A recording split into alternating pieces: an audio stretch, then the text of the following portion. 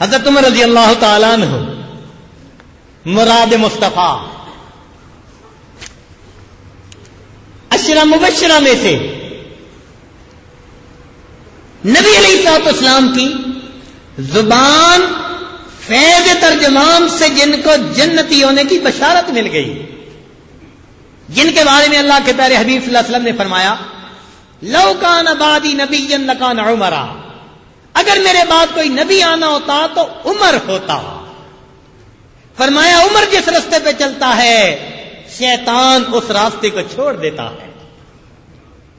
جن کو اللہ نے ایسا دل و دماغ دیا تھا کہ کان رایہ موافقا للوحی والکتاب، ان کی رائے کتاب اور وحی کے مطابق ہوا کرتی تھی۔ ایسی جلیل القدر ہستی اپنے فرض منصبی کے پورا ہونے کے بارے میں ڈرا کرتے تھے، گھبرایا کرتے تھے، فرمایا کرتے تھے اگر دریائے فرات کے کنارے پر کوئی کتا پیاسا مر گیا تو قیامت کے دن اس کا حساب بھی عمر ابن خطاب سے ہوگا۔ میری ذمہ داری ہے، اتنا احساس ذمہ داری تھی۔ اللہ اکبر کبیرہ۔ بات سنیے بہت توجہ کے ساتھ۔ سیدنا عمر رضی اللہ عنہ شام تشریف لے آئے، کچھ عرصہ قیام کرنے کے بعد واپس آئے۔ مدینہ طیبہ جب پہلی رات تھی تو سوچنے لگے کہ میں ذرا باہر نکل کے دیکھوں لوگ کس حال میں۔ تو عمر رضی اللہ عنہ گشت پر نکل گئے اکیلے، کوئی غلام نہیں تھا، کوئی رفیق سفر نہیں تھا۔ ایک خیمہ لگا دیکھا، بڑھیا خیمے کے دروازے پر بیٹھی ہوئی ہے، سلام کیا، سلام کر کے پوچھا کہ اماں کس حال میں ہو؟ کہنے لگی ٹھیک ہوں۔ بڑھیا نے پوچھا ارے میاں عمر کا کیا بنا؟ جواب دیا وہ خیریت سے واپس لوٹ آئے۔ بڑھیا نے کہا کہ میری طرف سے اللہ تعالیٰ اسے کوئی خیر کا بدلہ نہ دے۔ تو عمر رضی اللہ عنہ گھبرا گئے، پوچھا اماں کیا ہوا؟ کہنے لگی جب سے وہ خلیفہ بنائے مجھے بیت المال سے کوئی درہم و دینار ہی نہیں ملا، وہ خیال ہی نہیں کرتا۔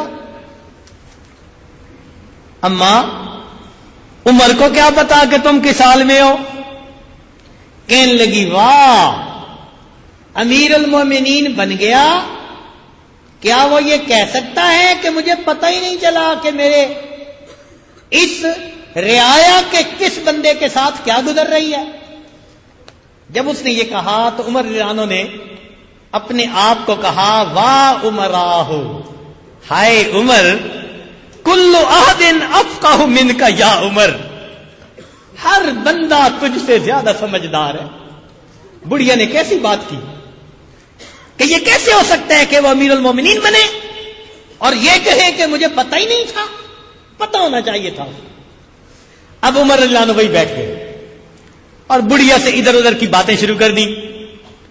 پھر کہنے لگے کہ بڑی اماں مجھے تو عمر پہ بڑا ترس آ رہا ہے، اس بیچارے کو پتہ ہی نہیں اور آپ اس کے ساتھ اتنی زیادہ خفا اور حق کا مطالبہ کر رہی ہیں۔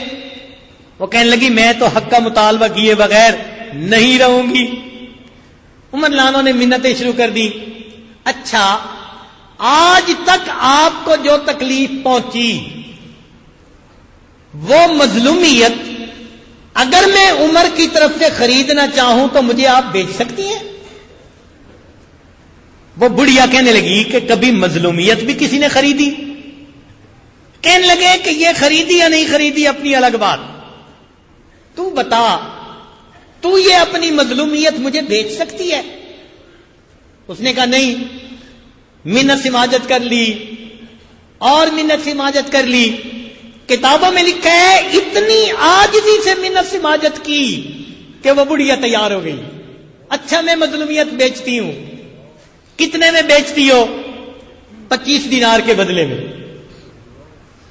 25 دینار اگر تجھے مل جائیں تو تم میرے ہاتھ اپنی مظلومیت بیچ دو گی جو عمر کے مقابلے میں تم حق رکھتی ہو؟ اس نے کہا ہاں. چنانچہ عمر رضی اللہ عنہ اب اس سے بات کا فیصلہ کرنے لگے.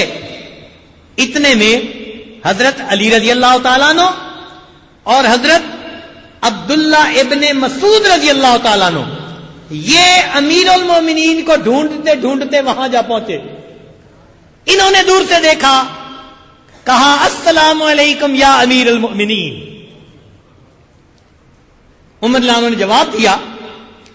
جب بڑھیا نے امیر المومنین کا لفظ سنا تو گھبرا گئی, کہنے لگی واسو عطا ہو, ہائے میری کم بختی, شتم تو امیر المومنین فی وجہ ہی, میں نے امیر المومنین کو اس کے سامنے گالیاں دی, سامنے سخت باتیں کی, میرا کیا بنے گا؟ عمر رضی اللہ عنہ کہنے لگے کہ نہیں, تیری میری ڈیل ہو چکی, اب تو اپنی بات پہ پکی رہنا کہ 25 دینار میں تو مجھے اپنی مظلومیت بیچ چکی. اس نے کہا ٹھیک. عمر رضی اللہ عنہ کے پاس قلم تھی, فوراً قلم نکالی, ادھر کاغذ ڈھونڈا ملا نہیں, ادھر ادھر دیکھا نہیں ملا.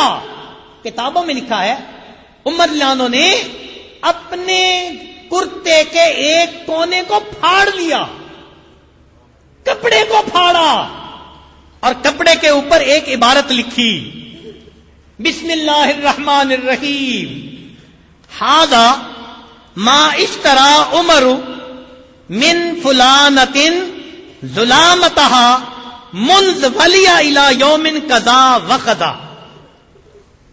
یہ عمر نے خرید لیا اس عورت سے اس کی مظلومیت کو جب سے عمر امیر المومنین بنا, فلاں دن سے فلاں دن تک, ب25 دینارا, 25 دینار میں, فما تدعی عند وقوفہ فی المحشر. اللہ اکبر.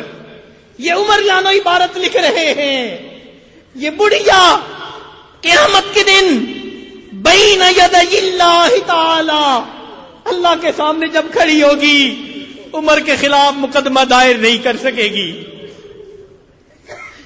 یہ عورت قیامت کے دن اللہ کے سامنے جب کھڑی ہوگی تو عمر کے خلاف مقدمہ درج نہیں کر سکے گی. فعمر منہ بریء, عمر اس سے بری ہے. وشہد علی ذلک علی ابن ابی طالب وابن مسعود, اور اس پر علی ابن طالب اور ابن مسعود گواہ بن رہے ہیں. عمر رضی اللہ عنہ نے عبارت لکھ لی, گواہ بنا لیا, گھر آ گئے, مگر دل کانپ رہا تھا. ایک عورت نے کہا میں قیامت کے دن عمر سے حق مانگوں گی. دل گھبرایا ہوا ہے.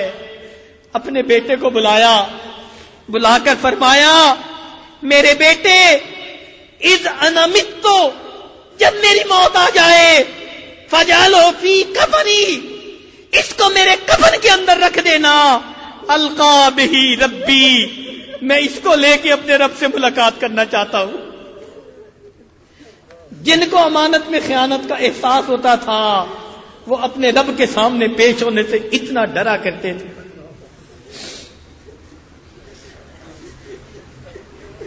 آج ہم اپنی امانتوں کا کیا معاملہ کر لیتے ہیں. علم امانت ہے, نسبت امانت ہے, ہم اس امانت کا کیا حال کرتے ہیں.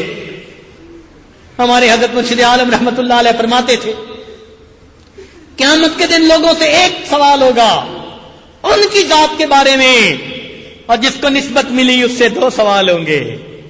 بتاؤ نسبت کی خدمت تم نے کی تھی یا نہیں کی تھی؟ بتاؤ پھر کیا معاملہ بنے گا. چنانچہ ایک بزرگ تھے, ان کے پاس ملنے والے لوگ آ رہے تھے, اور جو ملنے والا آ رہا تھا وہ اس کو کہہ رہے تھے جی آپ جنتی ہیں, آپ جنتی ہیں. حضرت مفتی محمد حسن رحمت اللہ علیہ, جامعہ شرفیہ کے بانی مبانی, حضرت اقدس تھانوی رحمت اللہ علیہ کے خلیفہ, جو بھی آ رہا تھا بھائی آپ جنتی ہیں, بھائی آپ جنتی ہیں. سننے والے نے سوچا آج تو جنت کی ٹکٹیں تقسیم ہو رہی ہیں. جب لوگ چلے گئے اس نے پوچھ لیا کہ حضرت آپ نے سب آنے والوں کو جنت کی بشارت دے دی. فرمانے لگے دیکھو یہ لوگ مجھ سے حسن ظن لے کر آئے کہ یہ اللہ کا ولی ہے. حسن ظن ایسا عمل ہے کہ اس کی وجہ سے اللہ تعالیٰ ان کو جنت عطا فرمائیں گے، اس لیے میں نے ان کو جنت کی بشارت دی. اور فرمانے گئے رہ گئے اپنی بات، تو مجھے تو قیامت کے دن لگاموں میں جو ہے باندھ کے کھڑا کیا جائے گا اور پوچھا جائے گا تم نے نسبت کا حق ادا کیا یا نہیں کیا. اگر ثابت ہوا کہ کر دیا تو بچ جاؤں گا، ورنہ اللہ کے حضور حساب دینا پڑے گا. ہمارے اکابر ڈرتے تھے، گھبراتے تھے بوجھ اٹھانے سے. تو آج ہر سالک کے اوپر ایک ذمہ داری، زندگی میں جو امانتیں ہیں ان کا خیال کرنا، اور جس کو نسبت کی امانت ملے اس پر دوہری ذمہ داری، لیکن اللہ کی طرف سے پھر اجر بھی ملے گا. اس لیے فرمایا فَلَنَسْأَلَنَّ الَّذِينَ أُرْسِلَ إِلَيْهِمْ وَلَنَسْأَلَنَّ الْمُرْسَلِينَ. قیامت کے دن جن کو بھیجا گیا ہوگا ان سے بھی پوچھیں گے تم نے دعوت کا حق ادا کیا یا نہ کیا، اور جن کی طرف بھیجا گیا ہوگا ان سے بھی پوچھیں گے تم نے سن کر قبول کرنے کا حق ادا کیا یا نہ کیا. اللہ رب العزت قیامت کے موقف میں ہمیں عزتوں سے نوازے، قیامت کی ذلت سے محفوظ فرما دے. زندگی کو دیکھیں تو خیانت ہی خیانت نظر آتی ہے. میرے مولا آپ کے محبوب نے تو فرمایا لا ایمان لمن لا امانت لہو. ہمارے ایمان کا قیامت کے دن کیا بنے گا؟ اے اللہ ہمارے اندر امانت کی صفت پیدا کر دیجئے. ہم گھر میں اچھے خامد بن کر رہیں، اچھے بیٹے بن کر رہے، اچھے بھائی بن کر رہے، اچھے شاگرد بن کر رہے، اچھے استاد بن کر رہے، ملک کے اچھے ایک شہری بن کر رہے، ایک اچھے انسان بن کر رہے. جو ہمارے فرائض ہیں ہم اچھے طریقے سے ان کو ادا کر لیں. اور میرے مولا اب تک جو ہم سے کوتاہی ہوئی معافی کے سوا چارہ نہیں، بس ہم آپ سے معافی کے طلبگار ہیں. میرے مولا آپ معاف کر دیجئے. اے اللہ اگر آپ کی رحمت کی نظر نہ ہوئی تو قیامت کے دن شرمندگی کے سوا ہمارے پاس کچھ نہیں ہوگا.